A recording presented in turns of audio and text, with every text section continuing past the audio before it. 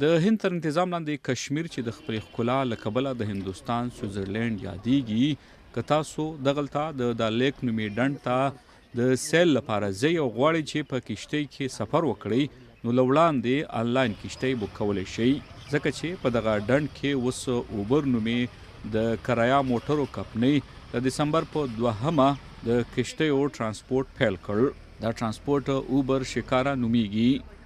आजकल हर जगह आप देखें ऑल ओवर द वर्ल्ड نن سبا چې ته هر ځای وګوري په ټوله نړۍ کې نو آنلاین بوکینګ کیږي او د خدماتو په بدل کې د پیسو ادایګي کیږي نو دا اسانتیا اوس شکارا اوبر کمپنی هم ورکوي سیلانیان راتلی شي او آنلاین بوکینګ کولی شي او زما په خیال د دې هرکلی په کار دی چې د شکارا کشتو بوکینګ آنلاین کې دی شي دا د سیلانیانو د اسانتیا لپاره یو مهم ګام دی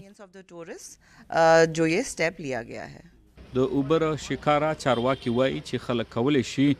آنلاین لږ تر لږه 12 ساعته او زیات نه زیات 15 ورځې مخکې ځان لپاره کشتۍ بک کړي سیلانیان وایي آنلاین د کشتیو په کرایه نیولو ګټه دا ده چې د کشتیو چلوونکي له تا زیاتې پیسې نشي اخیستی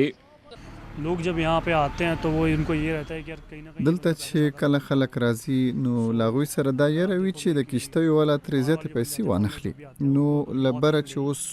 څوک راځي نو هغوی ته به اوس د اوبر اپلیکیشن د لارې ډیره مرسته ترلاسه کیږي फॉरेनर जो भी आते हैं उनको तो बहुत हेल्प मिलेगी एप्लीकेशन के थ्रू